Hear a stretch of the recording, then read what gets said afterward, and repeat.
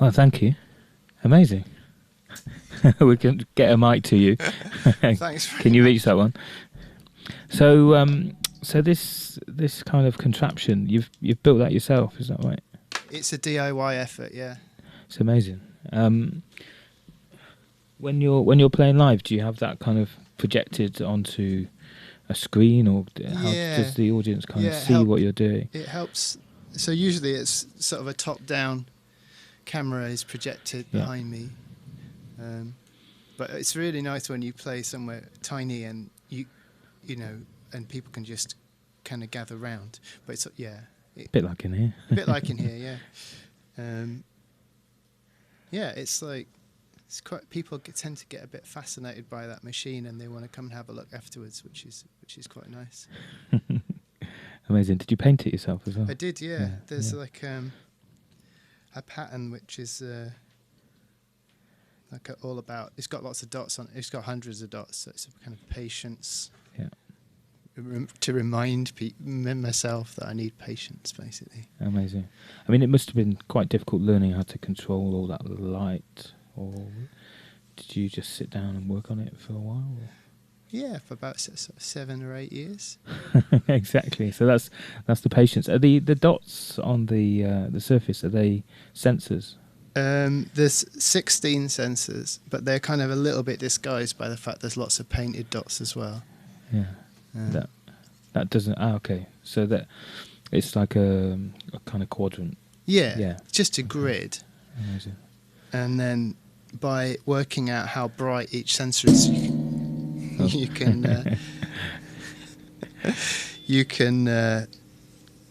sort of interpolate where the sensor is, where the light is. Right. But it's nice because you just basically get. It's an extension of that kind of when you're moving to music, and if you just let that feeling go into your arms, then it's a bit like how you might play the thing. It doesn't take any great deal of skill. You say that, but 6 years is a fair amount, I suppose. Yeah, I mean it started off in like a shoebox, and then it's sort of slowly been refined. Have you kept the same cycle lights as triggers? Yeah. Well, they're a bit crap, so they break, and then you sort of every now and then I find a shop. So my latest shop is Wilco, and they have actually quite a high standard of light compared with the pound shops that I was frequenting before. What was the one that closed? Were you the big? It wasn't Wilco. It was the other one. That's the kind of. I can't remember. Woolworths closed about. Woolworths did, yeah. I mean, that was many years ago.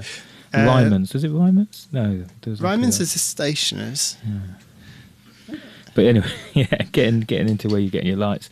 But all over, and like if anyone is ever stuck for a Prezi, then just a cheap light is a good Prezi.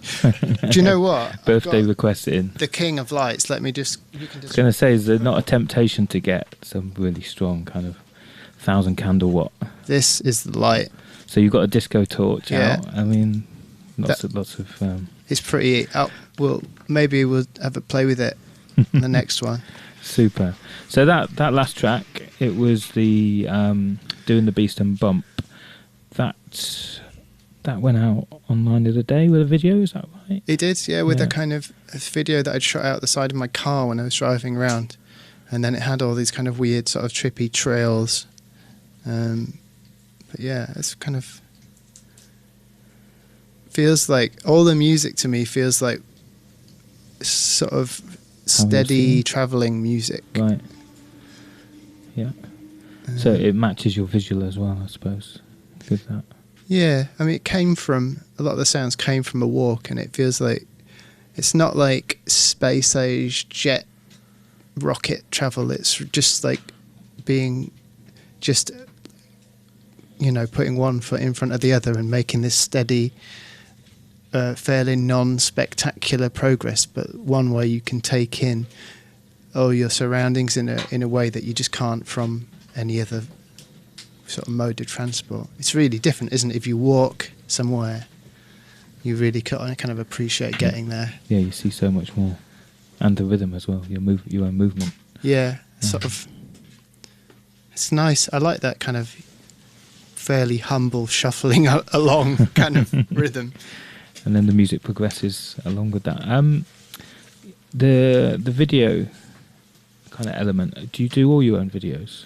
Yeah, I've never really done many before, but the first thing we put out from this album as a sort of teaser. It's called Yes, Come Parade With Us, which is what the album's called.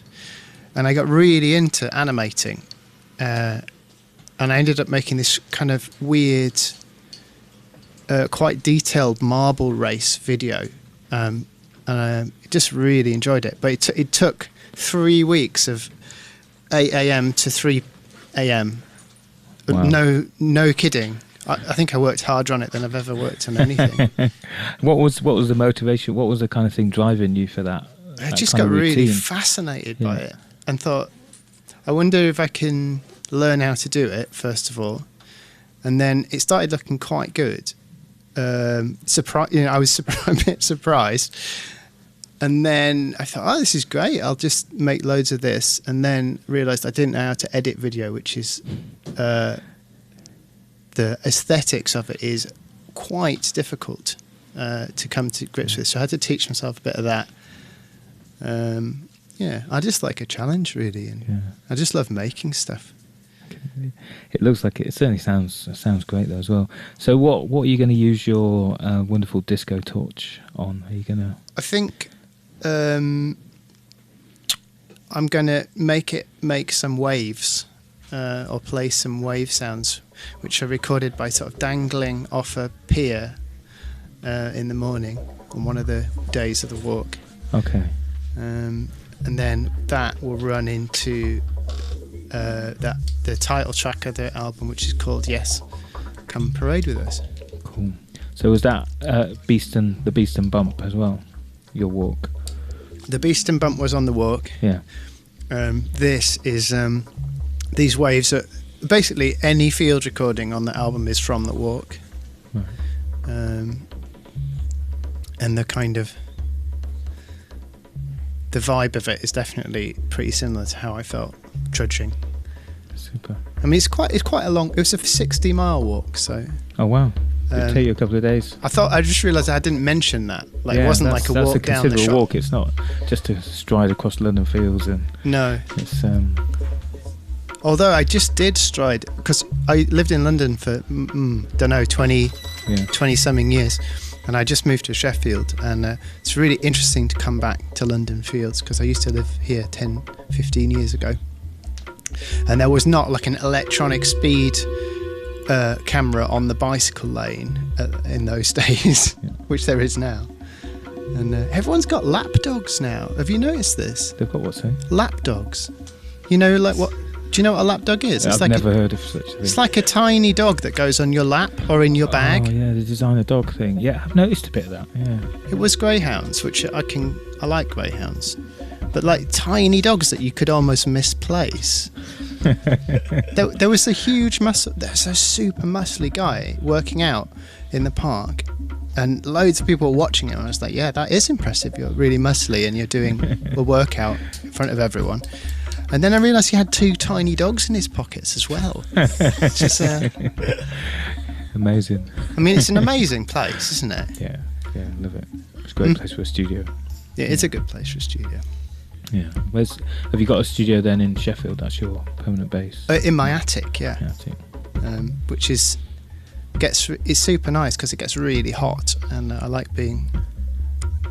I don't know. I like sitting in my undies and just. So it's like hot yoga, but working out your beats. Yeah, working out the kind of doing a bit of soldering, or maybe helping someone. Sounds dangerous. That in your pants. It can. The solder can ball and fall on your legs, which is a little bit singy, but it's all right. The pain goes into the process, I suppose. Yeah. Yeah, you don't have to have the pain. You can wear trousers. It's fine. Brilliant. Right, so I'm going to let you roll with this one. Yeah, I'm going to get get your disco torch ready. Out.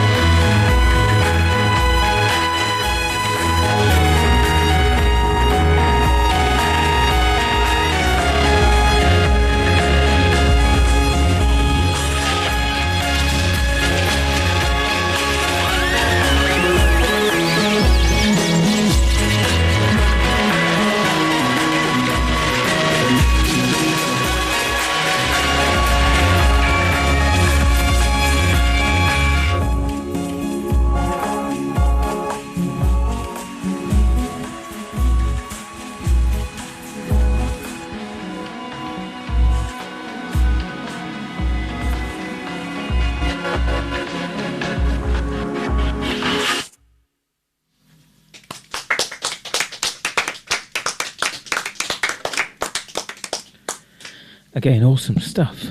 Thank you. And you managed to get your disco torch out. Yeah, on I that one. don't think it was an appropriate choice. It was a bit of a struggle, to be honest. When I put it away, I think it went better. Okay. So, but you got to give it a go. Evolving, yeah. Give it a go. Yeah. Yeah, we hear those waves, definitely. Friends out in Zanzibar are listening, so